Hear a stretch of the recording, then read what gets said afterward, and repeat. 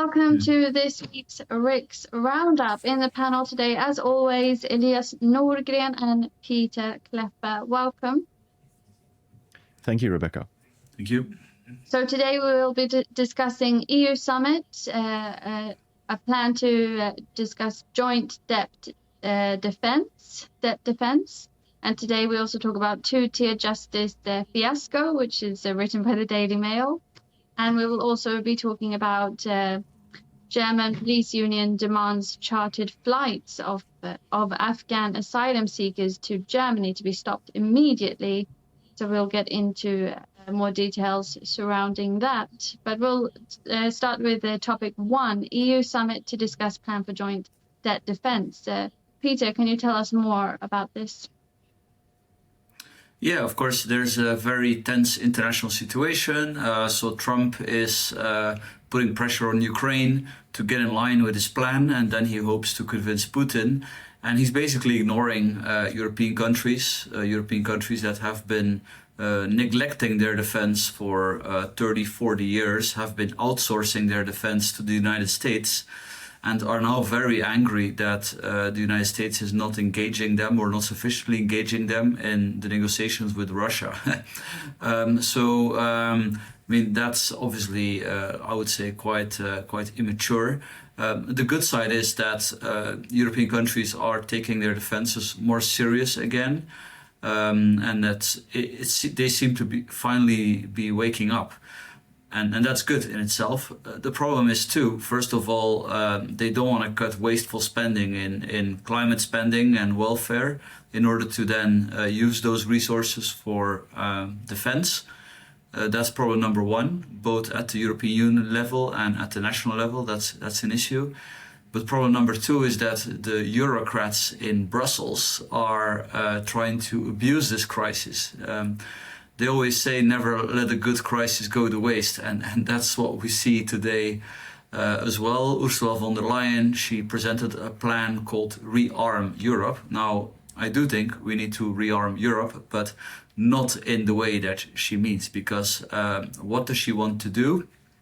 Well, the key part of her plan is that she wants more common debt. Now, what's the problem with that? So if you finance all this new spending, not by cuts in other spending, but by new debt, of course, you let the grandchildren pay, which is not very fair to the grandchildren. But secondly, you also strengthen the European bureaucracy, because you sort of force the decision-making to a more centralized level, as opposed to a situation where every government would just borrow on their own or find savings on their own and then get together.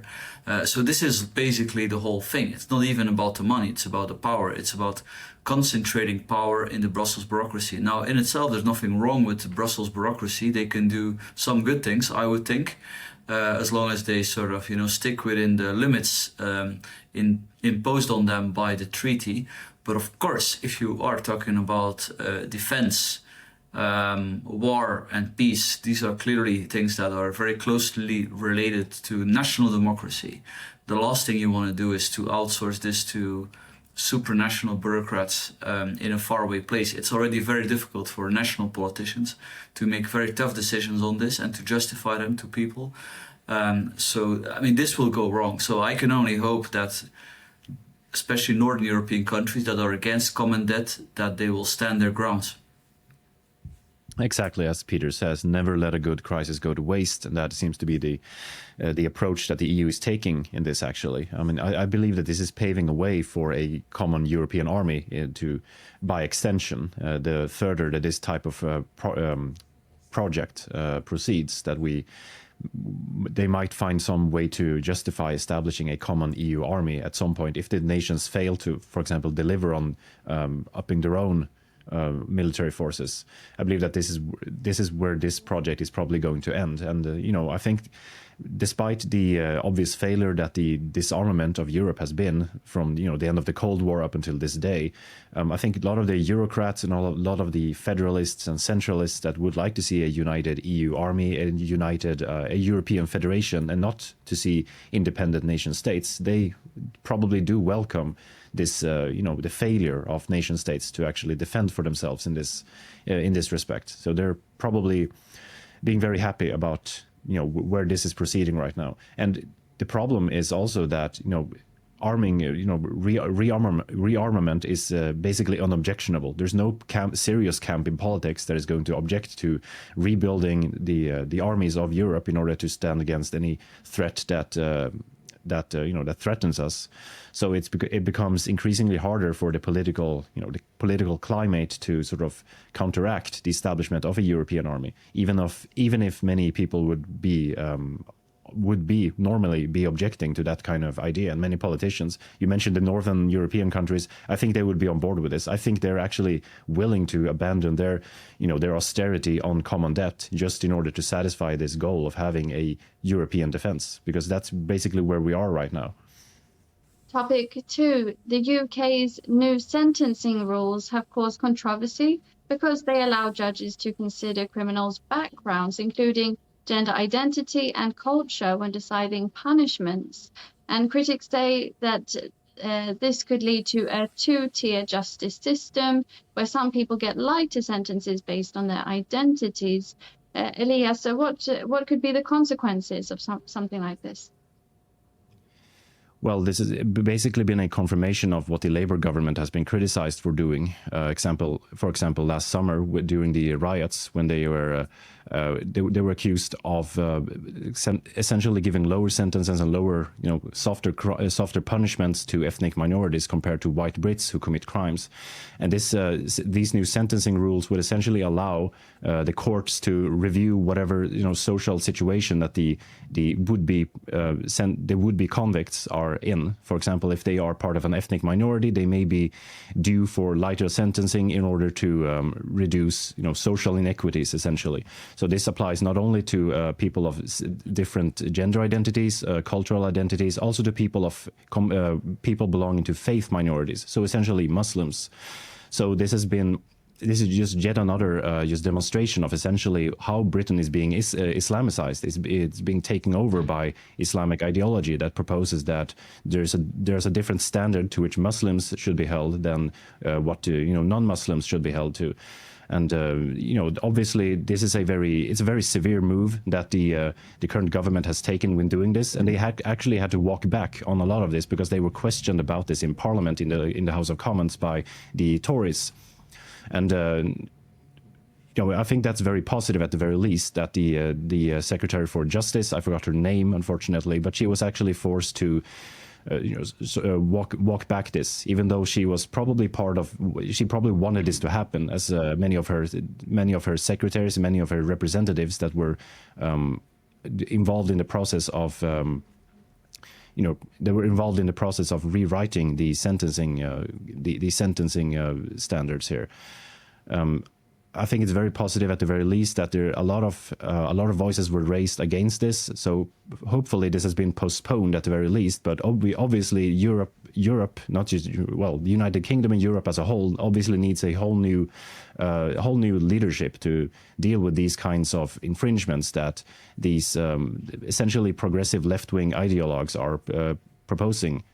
And essentially that are undermining the rule of law and transforming our countries into something that they just shouldn't be. Obviously, all people, if they commit crimes in the United Kingdom or anywhere else in Europe, they should be held to the same standards and taking the same punishments. But we almost arrived at a point where that's no longer the case in Britain. And I actually think that even though if the Tories did criticize this, and also Reform UK under Nigel Farage did criticize this, I don't think they really went as far as they really should have done with this case. I think they gave a lot of leeway to the Labour Minister of Justice in this case, because I think she's very much to blame, and I think Keir Starmer is very much to blame for all of this. I think a lot more criticism should be aimed to the United Kingdom over this issue, and not just from people within the United Kingdom, also from governments across Europe.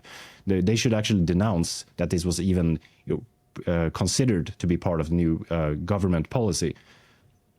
And moving on to topic 3, German police union demands chartered flights of Afghan asylum seekers to Germany to be stopped immediately. Peter, can you tell us about this?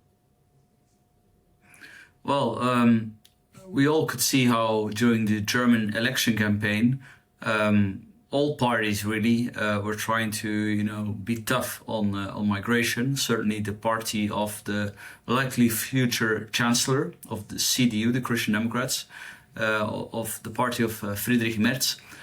But then after the election, sort of flights that had been suspended, bringing people from Afghanistan to Germany, were simply continuing again as if nothing happened. So journalists look into the matter, and what's actually happening is that Germany promised to Afghan translators and some people that were involved in supporting German troops in Afghanistan in the past, because they of course run a risk of safety, that they would be able to come to Germany. So maybe something you could justify. But then what happened is that somehow the German bureaucracy granted that right to a lot more people, up to almost 50,000 people from Afghanistan. And these people are basically being brought to Germany, despite the fact that you already have more than 420,000 Afghans living in Germany, and despite the fact that we have seen all these attacks with, of course, asylum seekers, people that are desperate, that have not been properly checked. Of course, the large majority of people are fine, but when you allow such an enormous number of people into your country without proper checks, things are bound to go wrong. And it's quite telling that the police union is now raising the alarm. They're saying, look, we can't continue with this, and I find it strange that, as far as I've seen, German politicians are not reacting to this, saying, look, we need to review the deal. It was originally meant only for a few translators and people that are actually cooperating with German troops, not this big amount of people. It's telling how the German political class is not taking the problem of migration and integration serious at all. And that also shows why you should never believe them when they say they're going to do exactly that, to take migration seriously. We all remember, of course, Friedrich Merz, he completely reversed on his promise to close all of the German borders less than one day actually after the election. The election that he more or less won on the basis of actually let's turn the wave of immigration around. And all of these policies regarding especially Afghan refugees that were, if you criticize them when the Taliban conquered Kabul in 2021, you were being seen as an alarmist, essentially. People were pointing out a long time ago that all of these policies that are supposed to be designed for particular people of Afghan origin to be able to seek refuge in Europe and in the Western world in general, they were going to be abused, and these people were just scoffed off. But obviously they were proven correct, and the politicians are more than happy to have all of these programs being abused in order to take in more of these infinity migrants, infinity asylum seekers from Afghanistan, and presumably a lot of other countries as well. That's all we have time for today. Thank you, Elias Norgren and Peter Kleppe, for your insight. Thank you, Rebecca. Thank you.